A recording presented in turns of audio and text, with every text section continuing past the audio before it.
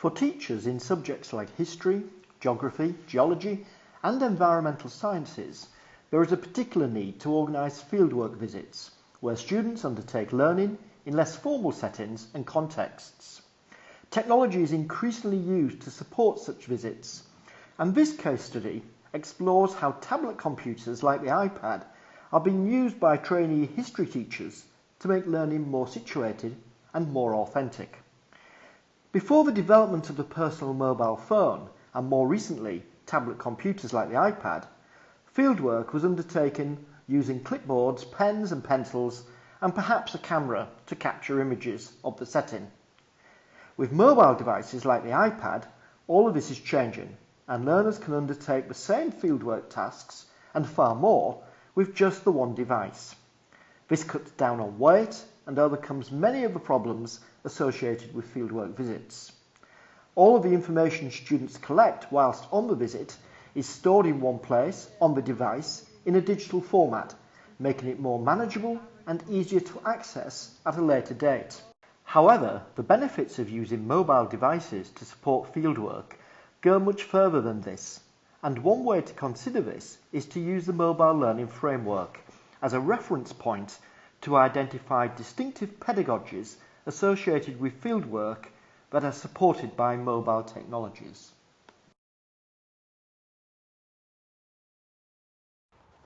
This is the first opportunity that students have had to visit a Commonwealth War grave site, and they're just getting a general view of the nature of the memorials. We're also looking at the whole idea of memory and why we remember in the way that we remember. Using mobile devices during a visit to a historical site, like the battlefields of World War I, is a highly situated experience, since students are learning in the same place the event took place. Okay, so the reason why we're here is because this sign here shows the extent of the British advance on the 20th of November 1916, right at the end of the Battle of the Somme. Yeah, having the ability to directly compare something like a map straight in front of you and be able to interact with it whilst you're at the site is actually really handy, to be able to get like points of view and to be able to position yourself in terms of actual warfare. Research suggests this form of learning, referred to as situated learning, makes the topic more relevant and more memorable for learners, and this applies across many subject disciplines, not just history. I think it's quite good that children have the instructions to listen to, because obviously if they don't understand it they can discuss with one another, or they can repeat the instructions by repressing the button, and have a look also at the pictures in the iBook as well.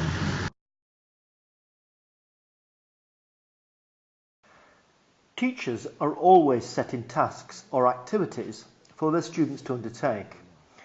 In the history fieldwork visit which we are following in this case study, we can see that the mobile devices are used to undertake a highly realistic and meaningful task, which is described here by their history tutor, Dr. Stuart Bennett. The overriding task for this project is to get students to create a narrative about a soldier. So the whole idea of it is to them to create a narrative using all the information that they collect, to bring it together in the form of an iBook, which they can then use as part of an assessed piece of work that they're doing at the university.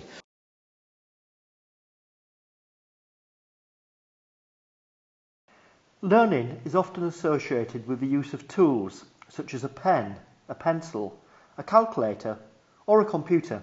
Mobile devices are also a tool, and they can be used to make learning more authentic. To make learning more authentic, we need to try to use the mobile device in as realistic a manner as possible, like a real-world practitioner. In this video case study, the trainee teachers are researching the life of a soldier who was killed at the Battle of the Somme in 1916. Little or nothing is known about this soldier, so it is an original piece of research, and therefore the students are working like real-life practitioners or historians. In this case, historians who are collecting evidence about a soldier who died in the First World War. Okay, so this is my relative, C.W. Hanson, on my father's side. He was only 21 when he died, and he was part of the Northumberland Fusiliers.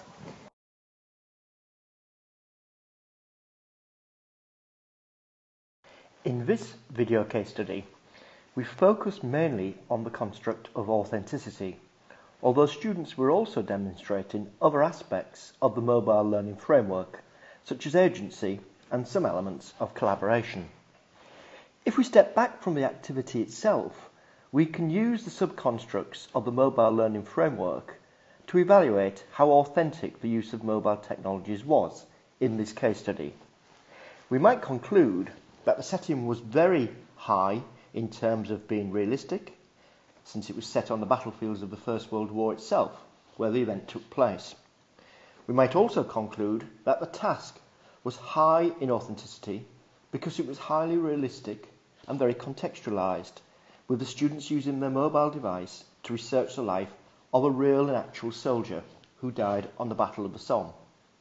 In terms of the tool itself, we might decide that this is similar to how a real practitioner, in this case a historian, might collect data, although perhaps not identical.